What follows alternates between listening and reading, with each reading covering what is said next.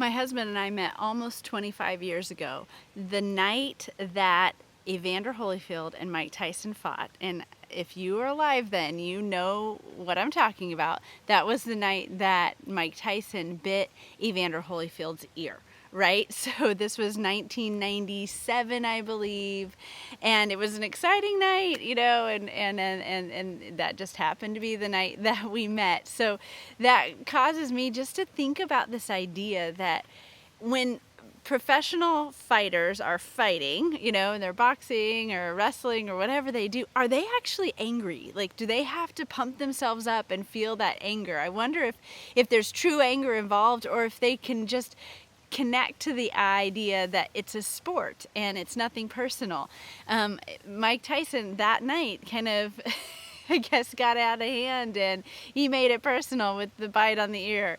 It's such an interesting night. When we typically fight with someone, it's because we're actually angry, and this leads to this sense of feeling out of control. And whether we have a physical altercation or whether it's just a verbal aggression that happens, when we're angry, there is a sense of being out of control and feeling out of control. Anger actually technically means I need to make it stop. So anger is one of the big 6 negative emotions that was discovered that our right brain experiences in a sixth of a second, in a flash of just a millimoment. Any type of stimulus can come into our environment, whether we're getting cut off in traffic or it starts raining and we're outside for a walk or whatever, and that stimulus can create this sense of anger. I need to make this stop. And sometimes it's irrational. It's like, I can't do anything about it. I'm not going to be able to make that thing stop, but I still want to. I'm still angry about it. Anger is self-protection. Oftentimes in therapy, I am an EMDR therapist, and oftentimes in therapy I'll say, hey, tell me more. Anger's not a good enough description. I need to know the more vulnerable emotion. So my name is Monica Maurer, and I am a licensed therapist, and I'm the founder and director of the Center for Transformation. We are a program that exists in order to help you create connection in this lonely and disconnected world.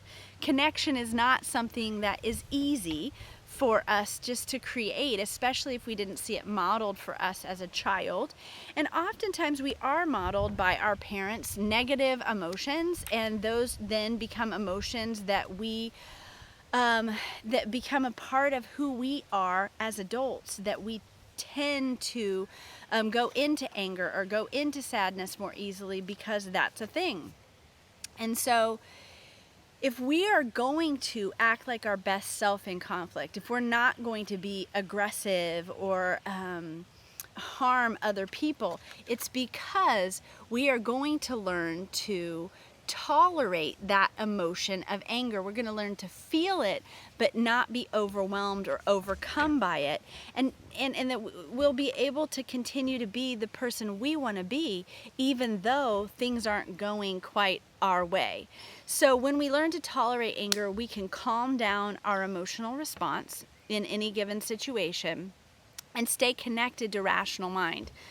I am a DBT therapist as well as an EMDR therapist, trained in a lot of different therapies, but DBT is one that talks a lot about this concept of emotion mind versus rational mind. In emotion mind, it's more of a right brain experience, and that's our subconscious. That's where we feel our emotions, and it's hot, it's mood dependent, it's very connected to those negative emotions of anger, sadness, fear, shame, hopeless despair. And when someone is imbalanced in their right brain or their emotion mind, they can't really see their way out of that. And so if we want to keep our cool in the heat of a conflict, we need to be able to be more balanced between the emotion mind and the rational mind.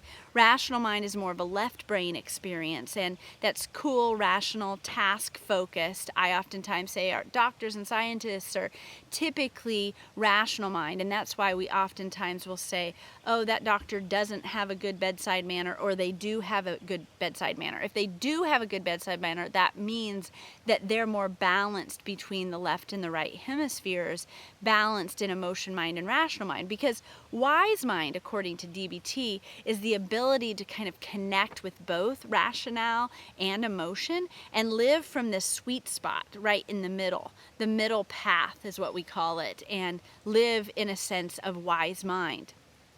And so, when I was learning to connect to my husband in our marriage, I was learning to fight fair, learning to, instead of just when we were, early in marriage, I was somewhat manipulative, and sometimes I would cry just to manipulate the situation. Wink, wink, like I actually did that, right?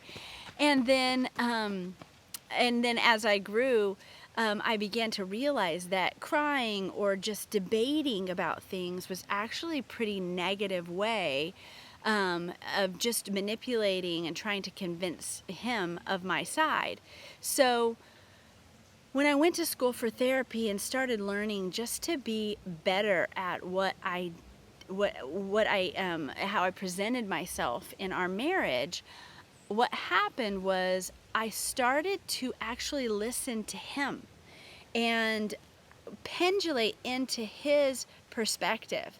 So this was a really amazing thing that happened in our marriage, and it took a long time to learn. In fact, what happened was I began to pendulate into listening to him, hearing what he had to say, and that took a lot longer. I wasn't going to get my way right away. It was something that was going to take a lot of time and effort. And so what ended up happening was I would sit with him in the conversation and recognize that he was feeling intense emotion, and it wasn't just about me, it was also about what he was feeling. And that was a mature way to dialogue with him in these conversations. And so what would happen is we would sit on the porch. I remember specifically sitting on the porch, going back and forth in our conversation with each other, and listening and verbalizing, validating what he had to say, and then going into what I had to say as well. So it wasn't just about him, but it was about me as well, and learning to love each other well. So I actually have 3 points to point out. If you want to stay cool in the heat of conflict, what you have to do is 3 things. One is you have to learn how to self-soothe. And so I'm not sure if you can see that. The sun is coming in. To self-soothe means that I can sit and I can be with my other person. They may be feeling intense emotion, but I can feel their emotion with them without getting overwhelmed myself. I can stay in a place of soothing myself and calming down my energy system. If I can't calm the body, I can't calm the soul. And so it's really important for me to calm down my body, soothe my body, so that my soul can be calm as well. And I can stay connected, keep my relational way of being paramount while we're having this tough conversation.